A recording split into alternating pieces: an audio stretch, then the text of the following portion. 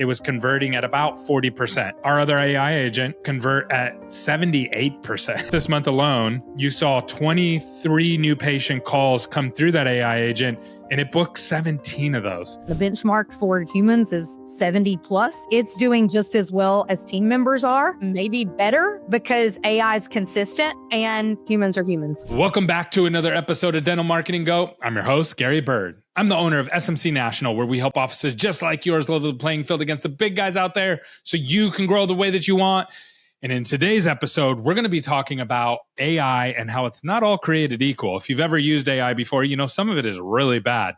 Dr. Jancy is going to break down how she went from doing 40% conversion with an AI receptionist to now to 74%.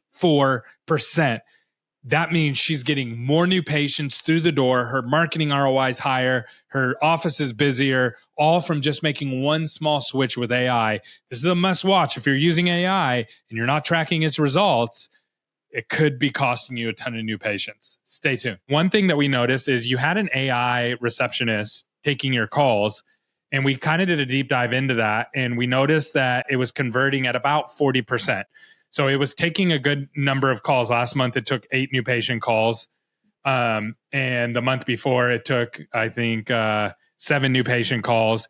And it was scheduling between like 20%, 30%. A high was like 40%. So we said, hey, let's try our other AI agent. Let's see if we can do better. And it was able to convert at 78%, which is a lot. That's, 2-3x. The number of new patients. So this month, just this month alone, you saw 23 new patient calls come through that AI agent, and it booked 17 of those. And a lot of those did treatment. So tell me a little bit about that experience with AI. I know AI is new, so we're learning, we're growing.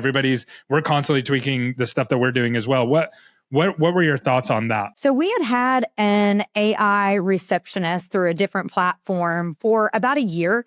And the original receptionist did not filter calls, whether it was new or existing. It took any calls that were missed by the office. So if it was during business hours and team members, the lines were busy, it would pick them up there. And then obviously after hours. So it was answering any of those. And if it was an existing patient, there wasn't a lot that it could help with.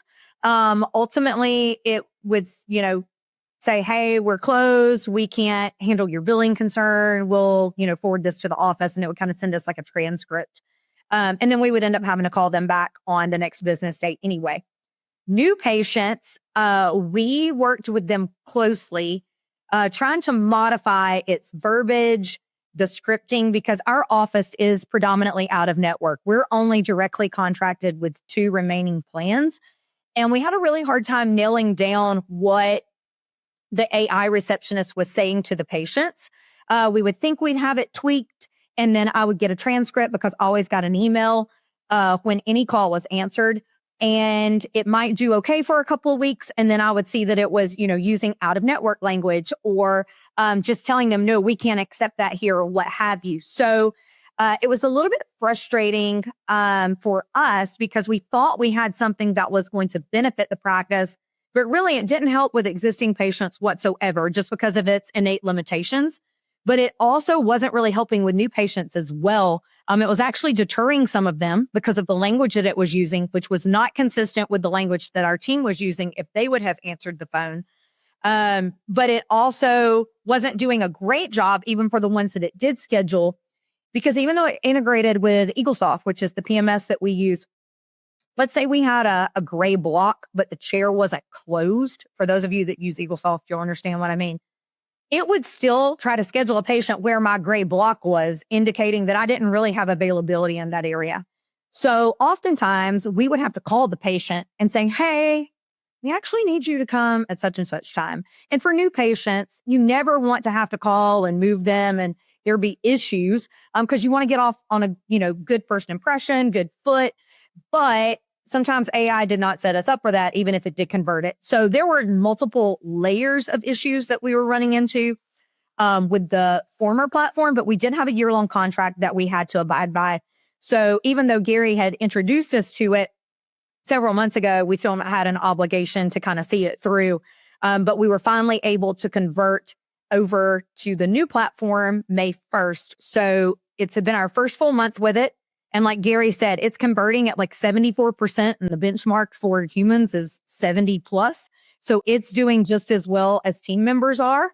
I would just dare say maybe better, because AI is consistent and humans are humans. And it blows my mind that we're at a place in the world, and I know dentistry's kind of experienced this with other technology before, but like just seeing AI be able to do things that people will actually interact with, they'll answer the questions, they'll schedule, and then they'll actually come in to the office. So that's amazing. So that helped your new patients, because you went from 30 to 40% to all the way up to 74%. I just pulled up the exact number there. So 74% so far this month conversion. So that helped us get more new patients through the door, which is great.